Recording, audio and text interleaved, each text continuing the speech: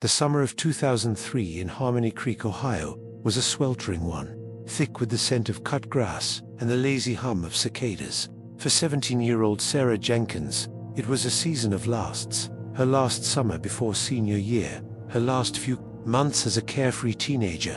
On the evening of August 15th, the air was electric with the promise of the annual county carnival, a kaleidoscope of light and sound that descended upon the town's fairgrounds for 1 week every year. Sarah, with her bright, infectious laugh and eyes the color of the summer sky, had begged her parents to go with her friends.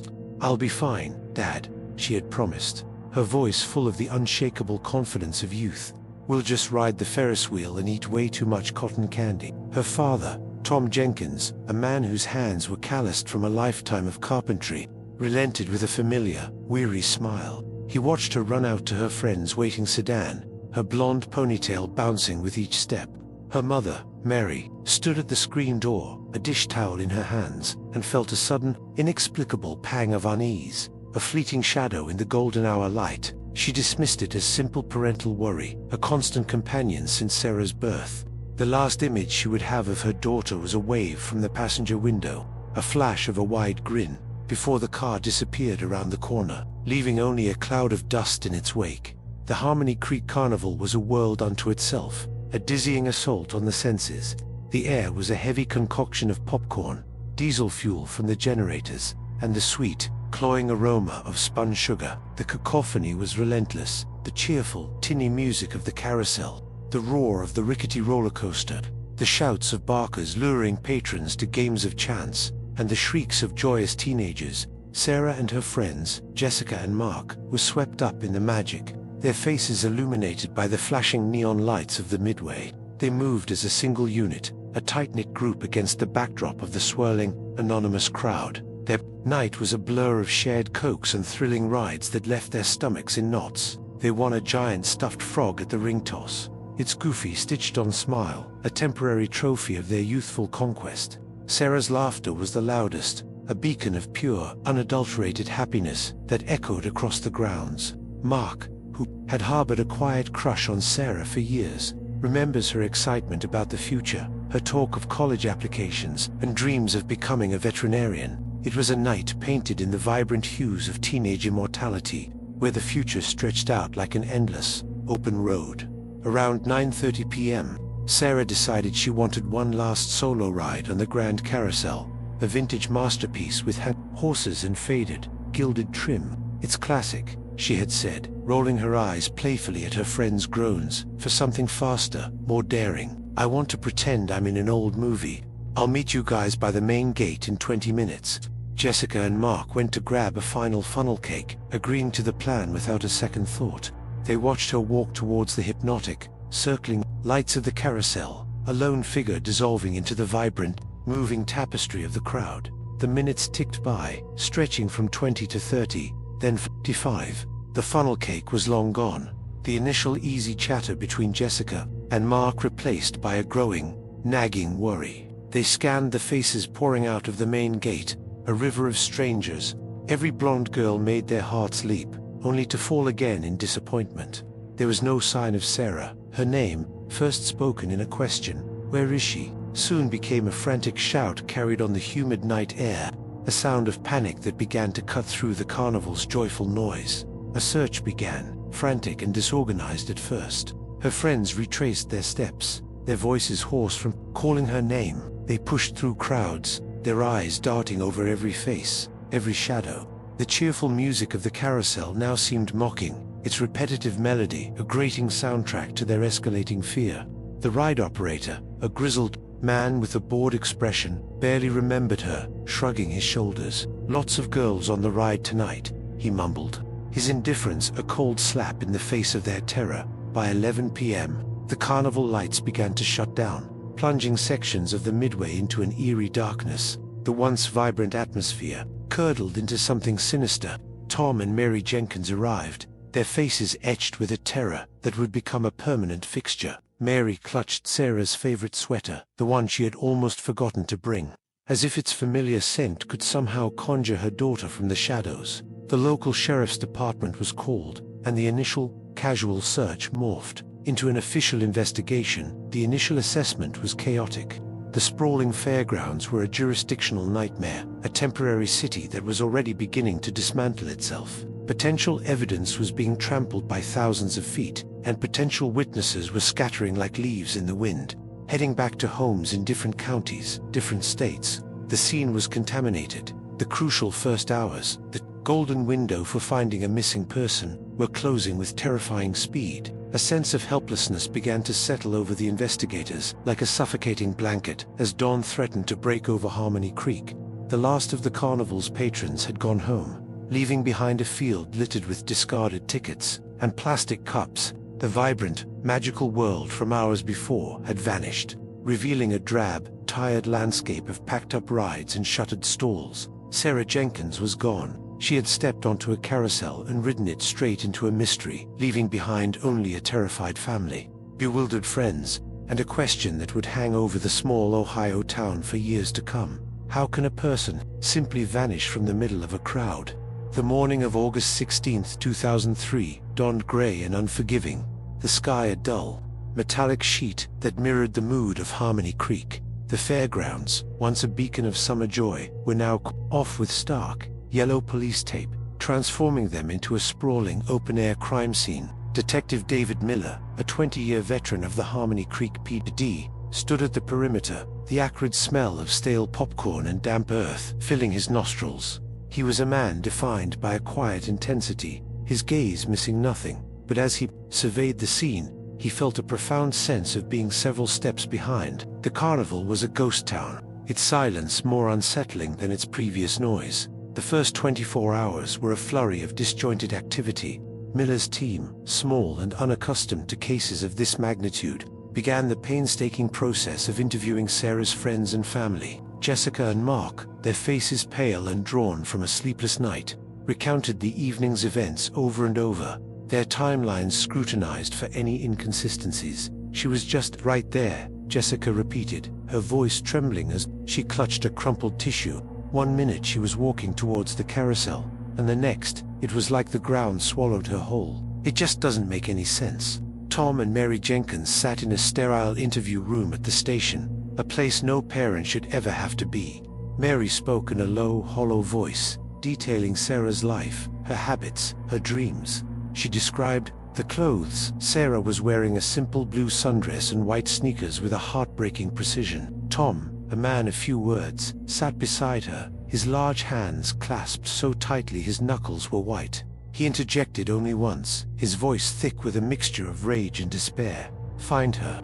Just find my little girl. Whatever it takes, just bring her home." The investigation turned towards the carnival itself, a transient world with its own set of rules and its own brand of secrets. Miller knew this was the heart of the problem.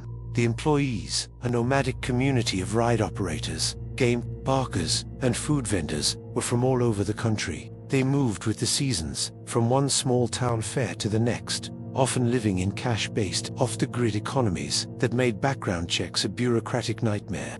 They were a closed society, wary of outsiders, and especially wary of law enforcement. Interviews with the carnival workers yielded a frustrating patchwork of vague recollections and outright denials. Most claimed to have seen nothing unusual, their faces impassive, their answers clipped and defensive. The carousel operator, when questioned more formally, was belligerent. "I told the kids last night, I see hundreds of faces, they all blur into one," he grumbled, his breath sour with the smell of stale coffee. "Girl gets on, girl gets off. It ain't my job to babysit them." His defensiveness registered as a red flag, but with no evidence, he was just one of many uncooperative voices. A sense of unease rippled through the investigators. They felt a palpable resistance from the carnival community, an unspoken code of silence that was proving impenetrable. Every question seemed to be met with a shrug, a "don't know," or a suspicious glance towards a fellow worker. It was as if a wall had been erected around the truth. "They protect their own," Miller remarked to his partner, his frustration mounting. "Even if their own is a monster. We're on the outside looking in, and they're not about to give us a peek." The physical search of the grounds was equally frustrating. The sheer volume of foot traffic had made a mockery of forensic preservation. Crime scene technicians swept the area around the carousel, bagging stray hairs, discarded cigarette butts, and scraps of paper, knowing most of it would be meaningless detritus. They dusted the painted carousel horses for fingerprints, a near-impossible task that yielded only a smudged mess of overlapping prints from countless riders. The ground had been trampled into a muddy soup by the morning dew, obliterating any potential footprints. News of the disappearance spread through Harmony Creek like a virus, transforming the town's collective anxiety into a palpable fear. Parents held their children closer, and the familiar, safe streets suddenly felt menacing.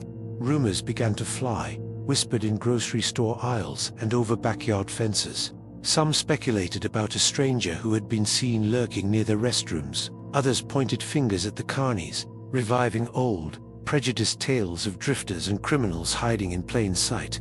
The town's innocence, much like Sarah, had vanished overnight. As the sun set on the second day, a heavy rain began to fall, washing away any faint hope of recovering a clear scent trail for the search dogs. The downpour felt like a final cruel act from an indifferent universe. It turned the fairgrounds into a sea of mud, further degrading a crime scene that was already hopelessly compromised. Miller watched the rain from his office window, drops tracing paths down the glass like tears. The case was only 48 hours old, but it already had the distinct, chilling feel of one that would go cold. The Carnival company was contractually obligated to stay for 2 more days while the initial investigation proceeded, but their presence was a source of mounting tension. Their brightly colored folded-up rides and shuttered stalls stood as silent, garish monuments to the town's new reality. The workers loitered in groups, their hushed conversations and guarded looks only deepening the community's suspicion. The clock was ticking. Miller knew that if they didn't find a lead before the carnival left, the chances of solving this case would shrink to nearly zero. The first week after Sarah's disappearance felt like a collective nightmare from which Harmony Creek could not wake. The initial frantic search by friends and family bled into a large-scale, coordinated effort. Volunteers from neighboring towns arrived in droves, their faces etched with grim determination, forming human chains to comb through the dense woods and sprawling cornfields that bordered the fairgrounds. State police helicopters droned overhead, their mechanical buzzing a constant, unnerving reminder of the crisis. The search was a testament to community spirit, but with each passing day, the hope that fueled it began to visibly dim, replaced by a creeping, communal dread. The national media descended upon the small Ohio town like a flock of vultures, their satellite trucks lining the quiet, residential streets and turning the area around the police station into a chaotic media camp. Reporters with polished looks and somber tones delivered live updates from the edge of the police tape, their presence a strange and unwelcome intrusion into the town's private grief. Sarah Jenkins was no longer just a local girl. She was a headline, her smiling school photograph broadcast into millions of homes, her story becoming a cautionary tale that played on every parent's deepest fears. For Detective Miller, the pressure was immense, a physical weight on his shoulders. Every phone call could be a tip, every interview a potential breakthrough, yet each one led to another dead end. He worked on a diet of stale coffee and adrenaline, the case files spreading across his desk like an unsolvable puzzle. He found himself staring at Sarah's photograph late at night in his empty office, the young woman's hopeful eyes seeming to question him, to plead with him. This case was becoming personal, burrowing under his skin in a way no other had. The town itself became a hotbed of suspicion. Lifelong neighbors started looking at each other differently, wondering about the secrets hidden behind closed doors. Every unfamiliar car was noted, every stranger regarded with distrust. The fear was a tangible entity, altering the very fabric of the community. Children were kept indoors after school, the familiar sounds of laughter in the streets replaced by an eerie silence. The town's cherished sense of safety had been shattered, and its residents were left to navigate the sharp, unfamiliar edges of their new reality. The Jenkins family remained secluded in their home, a prison of their own. Grief, a constant stream of casseroles and condolences from well-meaning neighbors, did little to pierce the bubble of their agony. Mary would spend hours in Sarah's room, sitting on the edge of her bed, smoothing the floral comforter, and inhaling the faint scent of her daughter's perfume that still lingered in the air.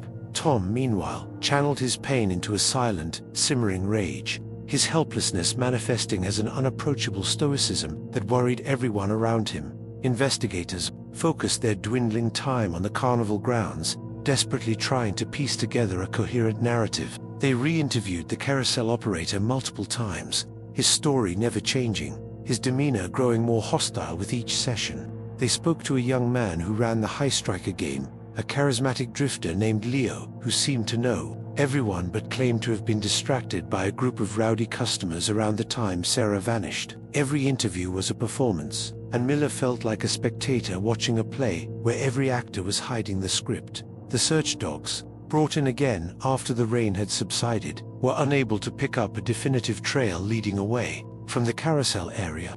It was as if Sarah had simply floated away. One dog showed faint interest in a service path behind the midway that led to a gravel parking area for employee vehicles.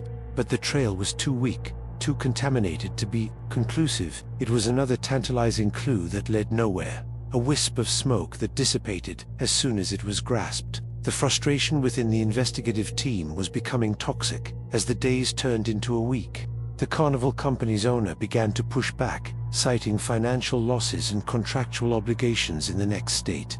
The tension between the town and the Carnival reached a boiling point. Angry residents held vigils at the gates, their signs reading "No one leaves until Sarah comes home." It was a powder keg, and Detective Miller was tasked with keeping the peace while simultaneously trying to extract information from a group that now viewed his every move with hostility. On the 8th day, the local authorities could legally hold them no longer. Under the cold, early morning sky, the Carnival began to dismantle for good. The sounds of heavy machinery, clanking metal, and shouted orders filled the air, a funereal symphony marking the official departure of any solid leads. The trucks and trailers, a convoy of secrets, began to roll out of the fairgrounds, kicking up dust on the gravel road. Miller stood by his patrol car and watched them go, a profound sense of failure washing over him. He felt it in his gut, a cold, hard certainty that the answer to Sarah Jenkins's disappearance was now rolling down an interstate highway, headed for another town, another crowd, another sea of unsuspecting faces. The convoy snaked its way onto the main road and disappeared over the horizon, leaving behind a scarred town and an investigation that had just been dealt a devastating blow. The whispers on the midway had fallen silent, and all that was left was the deafening roar of unanswered questions. Before the Carnival's departure, Detective Miller and his team made one last, desperate push to break the wall of silence among the workers. They focused on the midway, the heart of the Carnival's social structure, a place of veiled glances and coded language. The air here was different from the public areas, thick with the smells of grease, sweat, and cheap cigarettes. It was a self-contained ecosystem where loyalty was paramount and trust in outsiders was not existent. Miller knew he wasn't just investigating a crime, he was trying to infiltrate a subculture. The surly carousel operator, a man named Hank, remained a primary person of interest. His record showed a string of minor offenses in other states: public intoxication, disorderly conduct, but nothing violent. During his final interview, held in a cramped trailer that served as the Carnival's office, Hank was more agitated than ever. "I've told you everything I know, which is nothing," he snarled, avoiding eye contact. "Some girl in a blue dress. That describes half the teenagers that came through here. You're harassing me for doing my job." Miller noted the tremor in the man's hands, but couldn't tell if it was from anger or fear. Another figure emerged from the periphery, Leo, the charming operator of the High Striker. "Test your strength game." He was the opposite of Hank Jung, handsome, with an easy smile and a smooth-talking demeanor that put people at ease. He was almost too helpful, offering theories and pointing fingers at other workers. "You should check out the guys who run the Scrambler," he'd suggested to a deputy. "They're a rough bunch." But background checks on Leo were impossible. The name and social security number he provided were fake, a dead end that only deepened Miller's suspicion. The investigators tried to leverage the inherent divisions within the Carnival community. They knew there were factions: the ride jockeys who looked down on the game operators, the food vendors who kept to themselves. They attempted to turn workers against each other, offering anonymity and hinting at rewards. The code of silence held firm. It was an unwritten rule: never, ever talk to the police. To do so was to risk being ostracized, or worse, from the only community they had.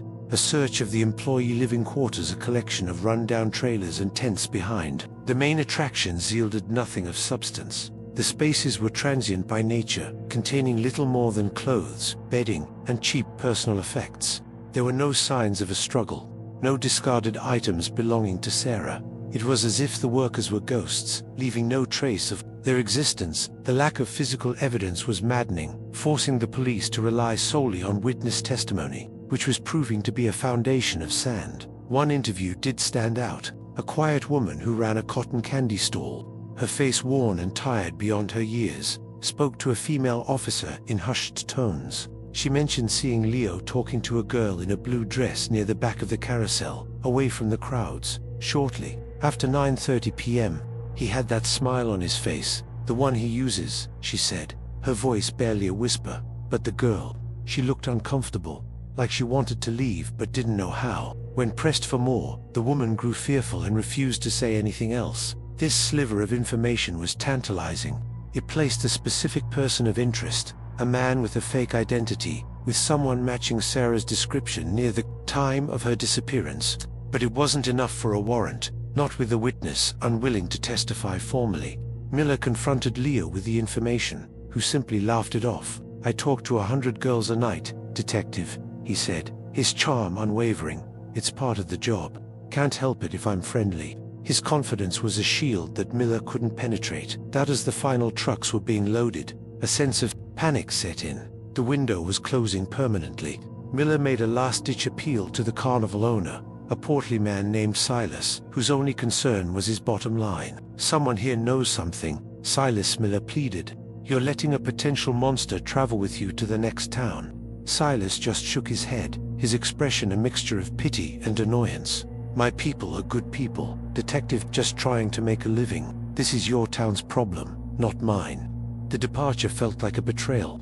As the last trailer pulled away, the fairgrounds were left eerily empty, littered with the debris of the now-departed city. The police were left with a handful of useless notes, a few suspicious characters who had vanished into the American landscape, and the gut-wrenching feeling that the truth had just driven out of town. The whispers on the midway had faded, leaving an echo of what if that would haunt the investigation for years. All that remained were the ghosts of 1,000 fleeting interactions, the memory of suspicious faces, and the single, account of a girl in a blue dress looking uncomfortable. It was a narrative with no ending, a story full of characters but devoid of a plot.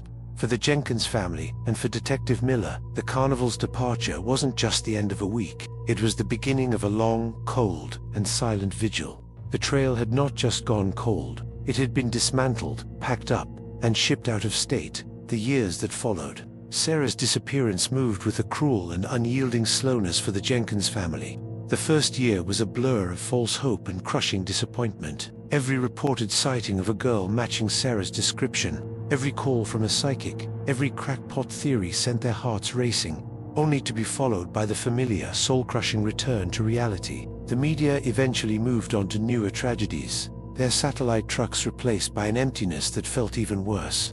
Harmony Creek tried to heal, but the case left a permanent scar, a collective trauma that festered just beneath the surface of daily life.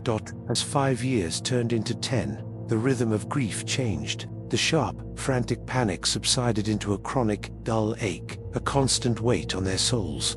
Tom and Mary Jenkins aged in dog years, the light in their eyes replaced by a permanent sadness. Mary kept Sarah's bedroom exactly as she had left it, a perfect, dust-free museum of a life interrupted. The bed was still made, her textbooks sat on her desk, and a poster of her favorite band was still tacked to the wall. For Mary, cleaning the room would be an admission of defeat, a final act of letting go that she was not yet capable of. Detective David Miller retired from the Harmony Creek Police Department 7 years after Sarah vanished. He had solved dozens of cases in his long career, bringing closure to many families, but his legacy in his own mind was defined by his one great failure. The thick file for the Jenkins case, filled with dead-end leads and the faces of the transient Carnival workers, came with him. He kept it in a locked filing cabinet in his basement, but he didn't need to read it. Every detail was seared into his memory. Some nights, he would sit in the dark, a glass of bourbon in his hand, and see Sarah's smiling face, her eyes still asking the same silent question. The town of Harmony Creek never hosted a traveling carnival again. The fairgrounds became a place of sorrow, a memorial to the town's lost innocence. The yearly festival was replaced by a somber candlelight vigil on the anniversary of Sarah's disappearance. For a while, the whole town would attend, but as the years wore on, the crowds grew smaller. Only a faithful few remained, her friends, Jessica and Mark, now adults with families of their own, and a handful of residents who refused to forget. The vigil became a quiet, heartbreaking ritual of remembrance. Hope became a complicated and painful emotion for Tom and Mary. They stopped actively searching, the physical and emotional toll too great to bear. Instead, they settled into a state of limbo, unable to mourn, unable to move on. They drifted through their lives, polite but distant, ghosts in their own home. Their conversations became sparse, the silence between them filled with the unspoken name of their daughter. Their shared grief was a chasm that both connected and separated them. On the 20th anniversary, a local news station ran a short cold case segment on the disappearance. They interviewed a weary-looking Tom and Mary, who stood on their porch, and made a quiet plea for information. They interviewed the retired detective Miller, who spoke with a raw honesty about his regrets. "We failed her," he said, his voice heavy. "The system failed her. I failed her." The answer left town on a set of wheels, and we just stood there and watched it go. The segment generated a few calls, but they were the same old theories, the same dead ends. The world had changed drastically in 2 decades. Technology had leaped forward in ways that seemed like science fiction in 2003. DNA profiling, genetic genealogy, and digital forensics had revolutionized cold case investigations. But these tools were useless without physical evidence. The Jenkins case file had none. It was a case built on whispers and shadows, a collection of human memories that had faded and warped with the passage of time. The file was officially declared cold, a bureaucratic term for a hope that had been shelved. Jessica, Sarah's childhood friend, now a mother of 2, would sometimes drive by the old fairgrounds. The land was overgrown with weeds, the paint on the old ticket booths peeling away like sunburnt skin. She would remember the laughter, the neon lights, the taste of cotton candy, and the final wave from Sarah as she walked toward the carousel. The guilt of leaving her alone, even for a few minutes, was a companion that never left her side. It was a ghost that whispered to her in the quiet moments of her own happy life. The Jenkins case became a local legend, a ghost story whispered to a new generation of Harmony Creek teenagers. It was a reminder of a time when the town's heart was broken. For the Jenkins family, however, it was not a story. It was the devastating reality they awoke to every single morning. They lived in a world where the calendar had moved on, but for them, it was always August 15th, 2003. They were trapped in the amber of that hot summer night, waiting for a daughter who was never coming home. As the 22nd anniversary approached, a notice was posted on the town hall bulletin board. The old fairgrounds, long an eyesore and a painful reminder, had been sold. A development company planned to clear the land to build a new housing subdivision. The news was met with a quiet resignation by the town. It was the end of an era, final burying of a painful past. No one could have known that this act of demolition was about to unearth a secret that had been silently waiting for over 2 decades. That in the late summer of 2025, 22 years after Sarah Jenkins vanished, the Harmony Creek Fairgrounds were a skeleton of their former self. The land was a tangle of overgrown grass and invasive vines that climbed the rusted skeletons of old fences and light poles. The main buildings had been vandalized over the years, their windows smashed and their walls covered in layers of graffiti. It was a forgotten place, a monument to decay and sorrow that the town had long since turned its back on. The demolition was scheduled to begin in the fall. Before the heavy machinery could move in, a small crew was tasked with surveying the property and clearing any salvageable materials or hazardous waste. It was a routine job, tedious and dirty. 2 workers, a young man named Caleb and his older,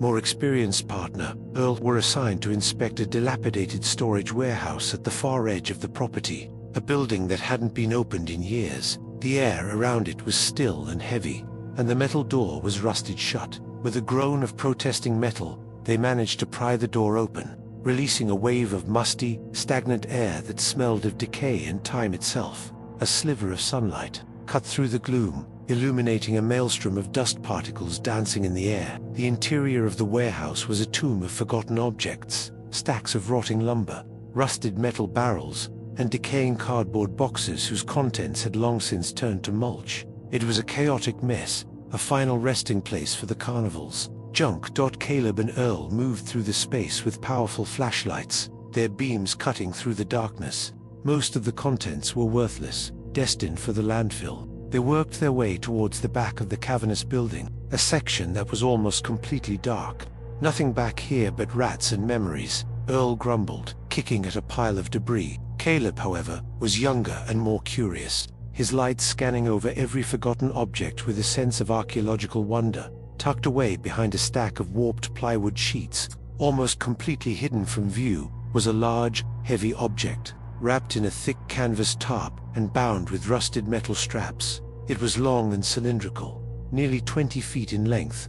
"What do you think this is?" Caleb asked, running his gloved hand over the coarse, dusty fabric. Earl shone his light. On it, his expression one of indifference. "Probably an old awning or something. Looks heavy. Just mark it for the scrap heap." But something about it gave Caleb pause. The canvas was a faded, gaudy red and white stripe, the kind you'd see on an old-fashioned circus or carnival tent. It seemed deliberately hidden, pushed into this forgotten corner and buried under other junk, not simply discarded.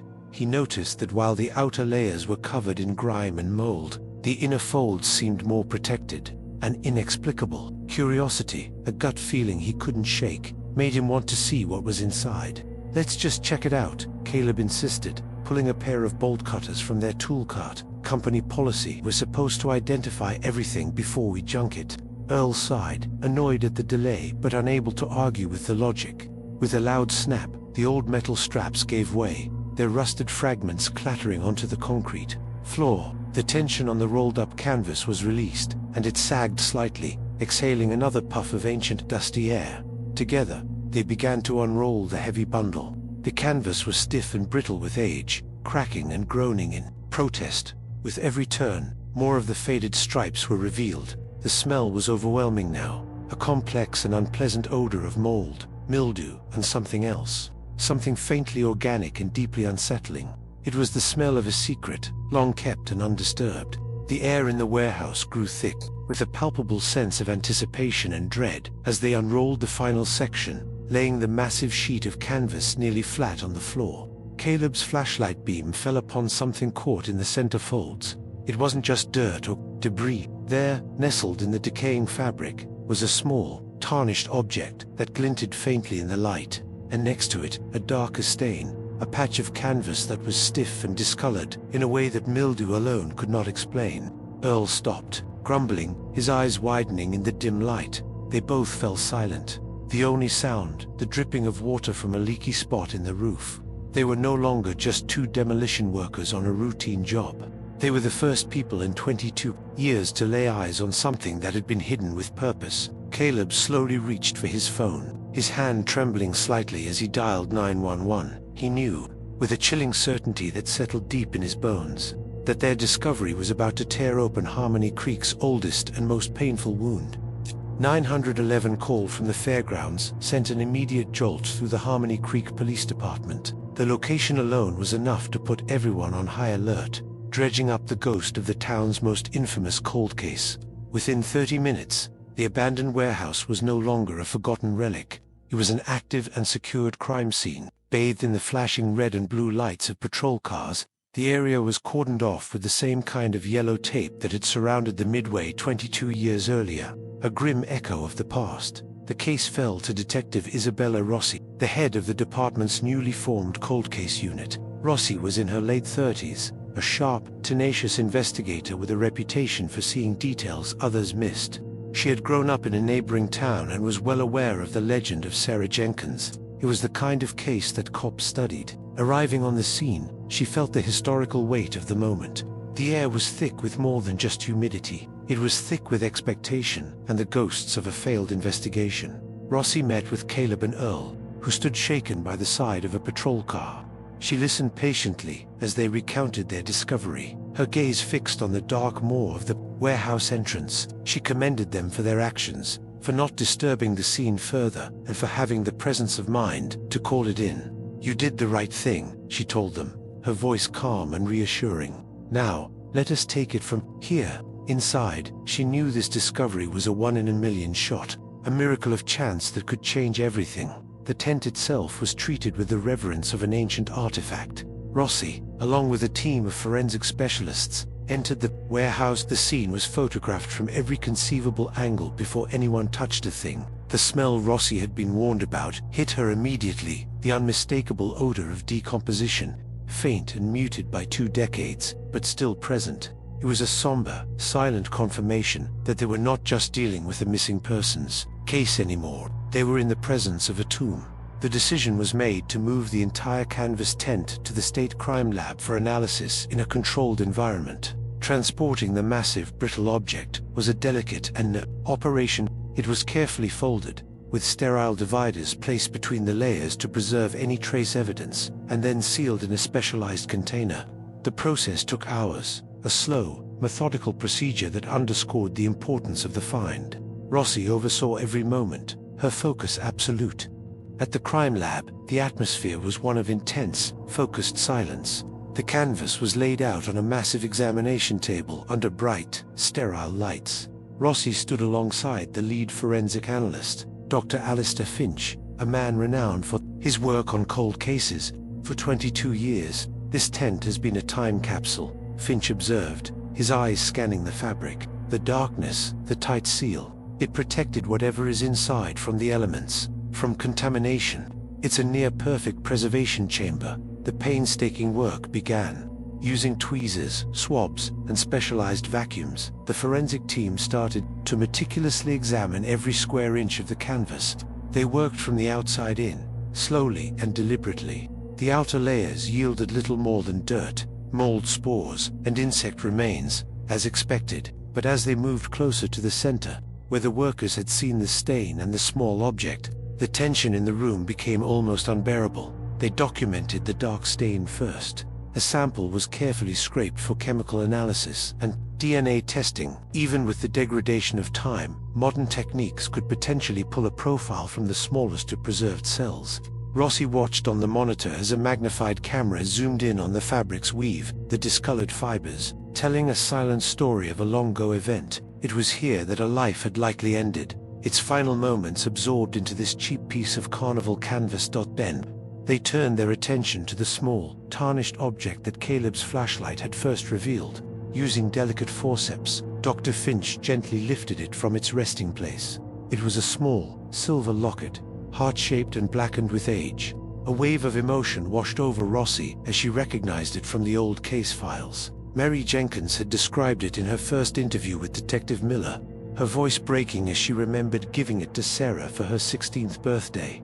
The locket was placed in an evidence bag, its discovery a monumental breakthrough. But as Dr. Finch continued to examine the area where it had lain, he found something else, something no one had been looking for.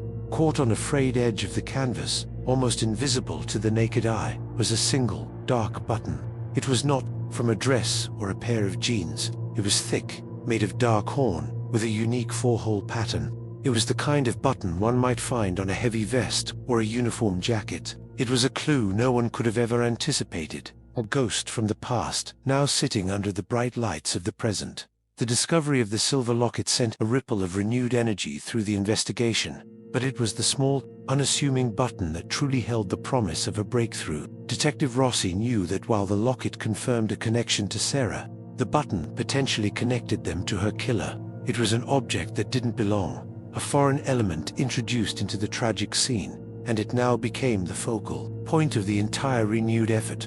The canvas grave had given them an echo, and Rossi was determined to trace it back to its source. The forensic analysis of the tent continued with feverish intensity. Dr. Finch's team managed to extract a degraded but viable DNA sample from the dark stain at the center of the canvas. The lab worked around the clock, and the results came back within 48 hours. It was a partial profile, but it was enough. When compared against the DNA profile Tom and Sarah Jenkins had provided years ago for the National Missing Persons database, it was a definitive match. The canvas had held the last physical traces of Sarah Jenkins. The confirmation was a somber moment, the final extinguishment of a hope her parents had clung to for 22 years. Rossi had the heartbreaking task of delivering the news to the elderly couple. She sat with them in their quiet living room, the same room where they had waited for their daughter to come home that August night. There were no loud cries, only a profound and heavy silence, as the truth they had long suspected was finally given a voice.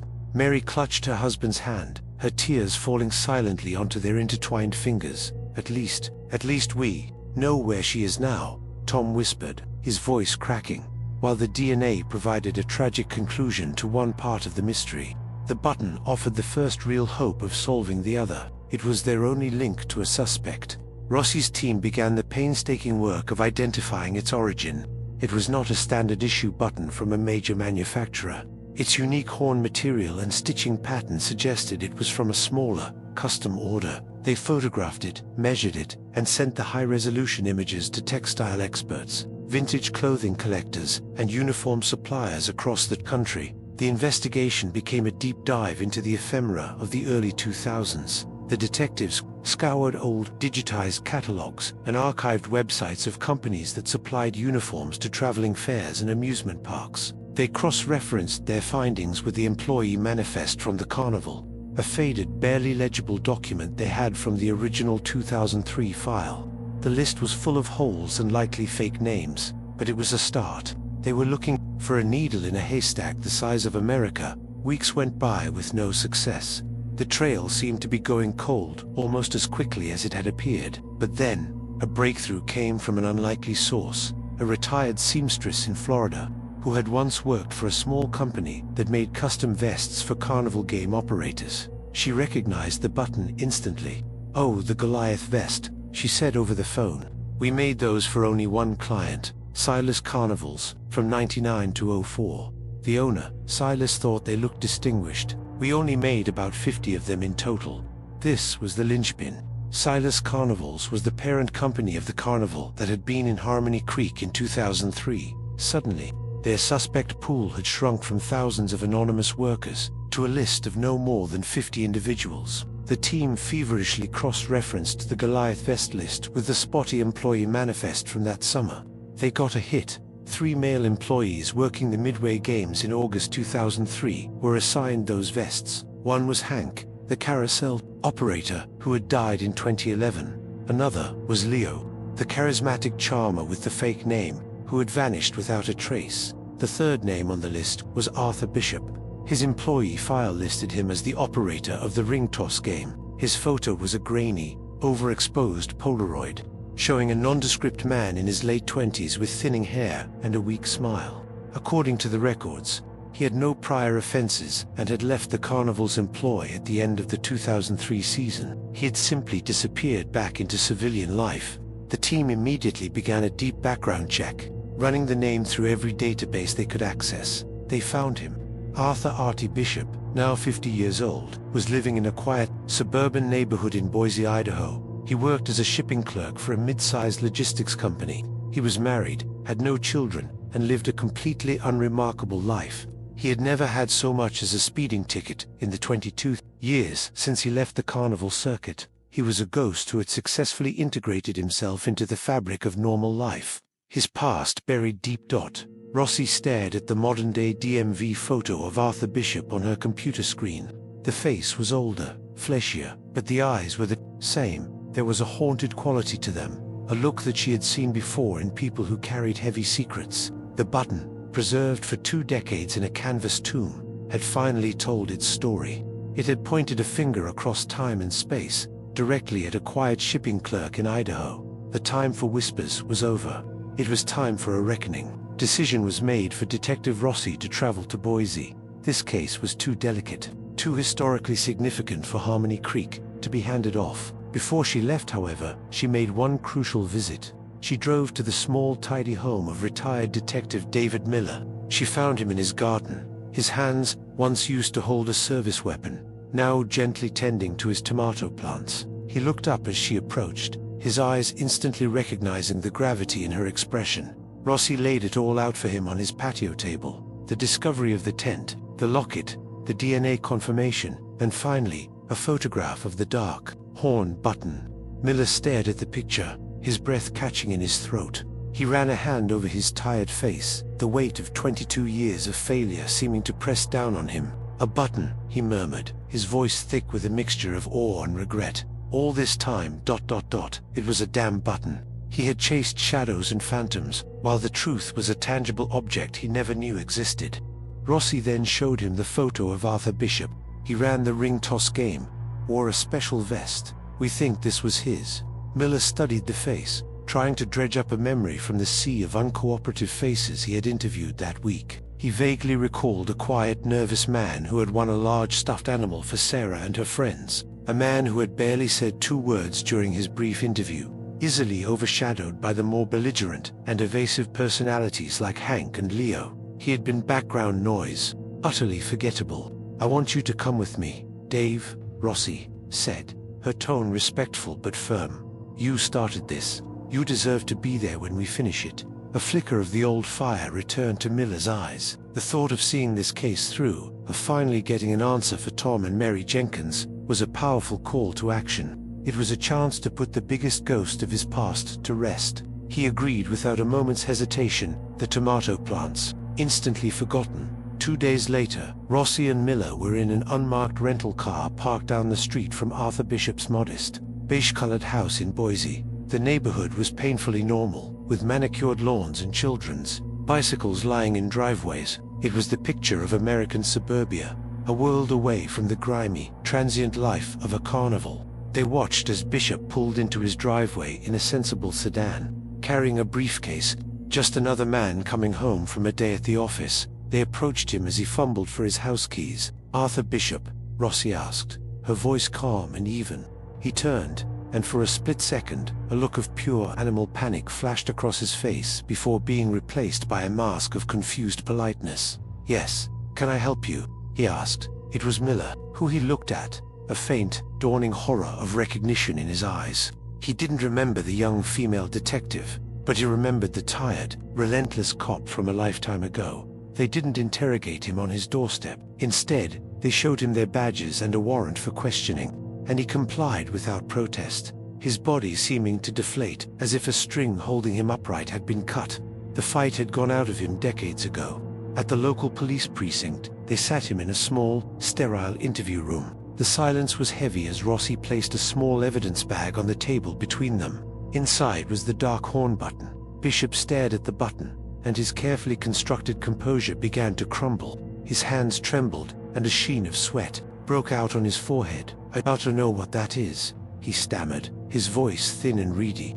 But his eyes told a different story. He couldn't look away from it, mesmerized by the tiny object that had connected his present to his secret past. Rossi began the questioning, her voice patient, methodical. She spoke of Harmony Creek, of the carnival, of a 17-year-old girl named Sarah. Miller remained silent, his presence alone a powerful psychological tool. He was the ghost at the feast, a living reminder of the crime.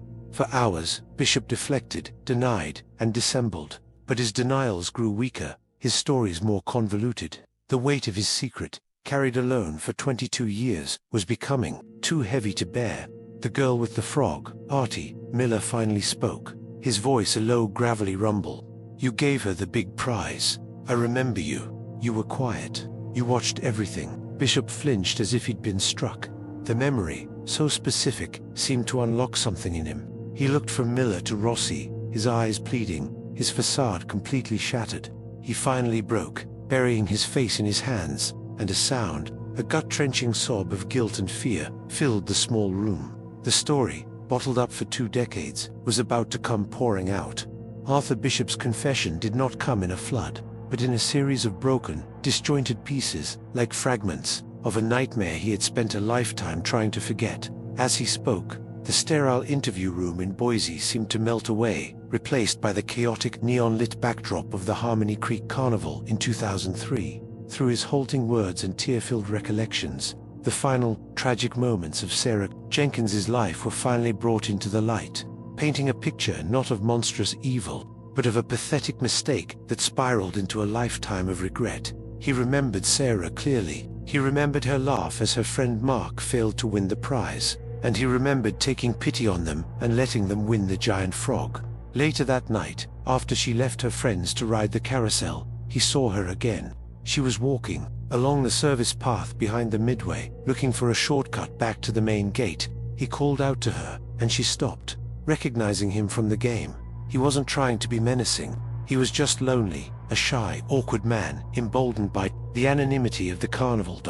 They spoke for a few minutes. He asked her about the town, about her plans after high school, but his social awkwardness quickly made the situation uncomfortable for Sarah. She politely tried to excuse herself, but he panicked, not wanting the conversation to end. He grabbed her arm, insisting she stay and talk a little longer. "It wasn't supposed to be like that," Bishop sobbed, his face buried in his hands. I didn't know how to talk to people." She got scared. She tried to pull away and scream. In his clumsy panic to quiet her, he put his hand over her mouth and pulled her backwards, further into the shadows between two large equipment trailers. She struggled fiercely, and in the chaos, they both tripped and fell hard against a stack of folded tents. Sarah's head struck a metal buckle on one of the straps with a sickening thud. She went limp, her struggle ceasing instantly. In that one horrific moment, a clumsy attempt at conversation had turned fatal. He checked for a pulse, for breath, but there was nothing. Overwhelmed by sheer terror, his only thought was to hide what he had done. He saw the large rolled-up canvas for one of the spare tents, the one that would later be moved to the storage warehouse. In a frenzy of adrenaline-fueled panic, he unrolled it just enough to place Sarah's body inside, rolling it back up tightly. In the struggle, the button from his vest must have torn off, getting rolled into the canvas with her. He then dragged the heavy bundle and shoved it deep behind a pile of other equipment, hoping it would be mistaken for junk. He ran back to his post, his heart pounding, and simply blended back into the Carnival's noise. He lived in constant terror for the next week, certain he would be discovered at any moment. When Detective Miller first interviewed him, he was so paralyzed with fear he could barely speak, a reaction Miller had mistaken for simple nervousness. When the Carnival finally left town, a wave of unbelievable relief washed over him. He had gotten away with it.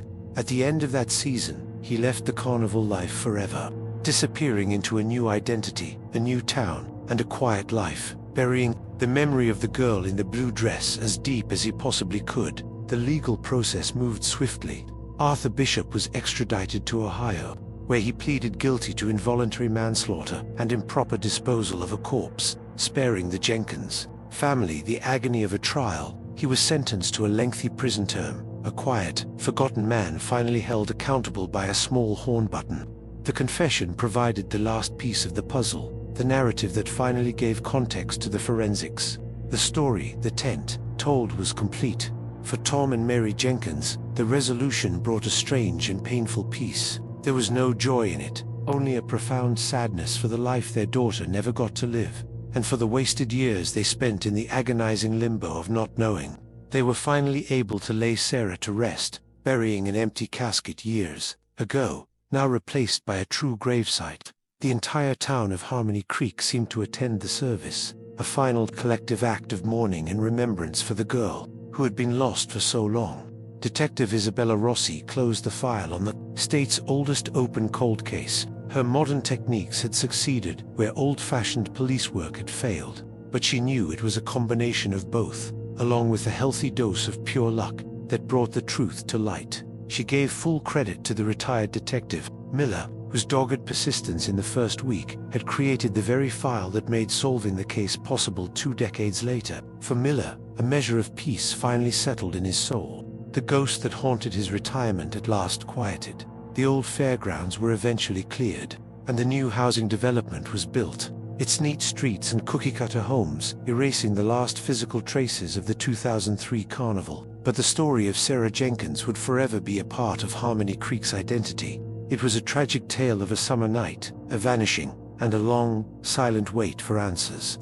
It was a testament to a family's enduring love, and a reminder that the truth, no matter how deeply buried, can sometimes be found, preserved in the dusty, silent folds of an abandoned tent.